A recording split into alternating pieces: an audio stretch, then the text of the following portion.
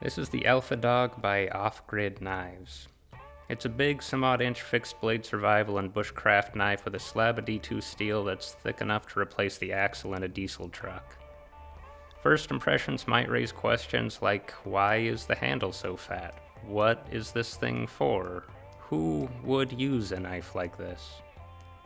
At a distance, those might seem like reasonable questions, but anyone who's used the Alpha Dog probably knows to say that if you're asking them in the first place, you're missing the point. The other answer is that some people just like fat handles. Maybe it's a hand size thing, or a durability thing, or maybe you never got completely out of your Fisher-Price phase. Those are all legitimate reasons.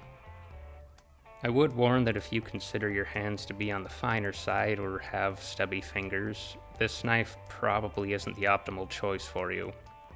There's a lot of real estate to get your fingers around, and as much as I've wanted to avoid saying things like this, length is relevant here.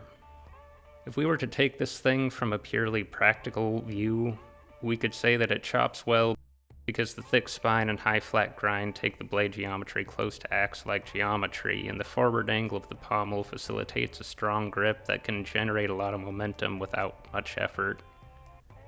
There's also something about the handle shape or width or something that just doesn't get caught on brush easily. It might have more to do with the sheath. Off-grid sheath designs are pretty hiking friendly for the most part. Even though it's a heavy knife, I don't usually feel it slapping my hip like I'm a horse at the tracks. It definitely puts a strain on some belts, but then there's the chance that some of us just need to get new belts. It comes stock with a Kydex sheath, but if you're a classier kind of person, you'll be happy to know Off-Grid makes a pretty good leather sheath for it as well. It sits at least as comfortably as the Kydex with a nylon back, and the grip is light enough to allow for a smooth draw. The Off-Grid is also great for making fires once you get the hang of managing the weight. The jimping on the spine allows for a lot of spark, and we swear that spark can actually light things. We've done it a few times, but we also have this weird mental disorder where we have to try making fire right next to a creek when we're in front of a camera. We've made fires in other places, but those places don't look as cool, and we're not about to let an ugly location show up in one of our videos. So here's some footage of one of us failing to start a fire with this knife that is more than capable of starting fires.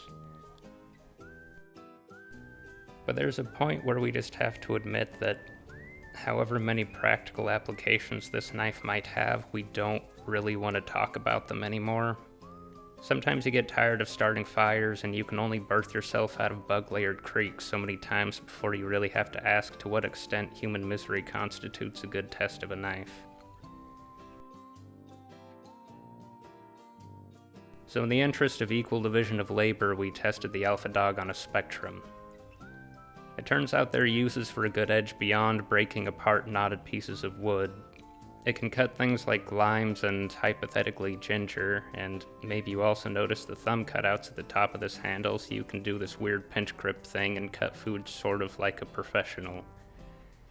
And maybe there's some other stuff you can do professionally like this, I don't know. While it might not have immediately practical applications toward things like honey or whiskey, it does serve well enough in other areas that we found it to be a good tool in bringing all these different elements together into one thorough test.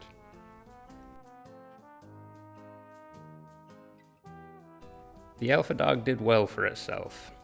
Fat handles are comfortable for the right person, and it turns out there's always one more use for a wide blade that you hadn't thought of before. That's something worth thinking about.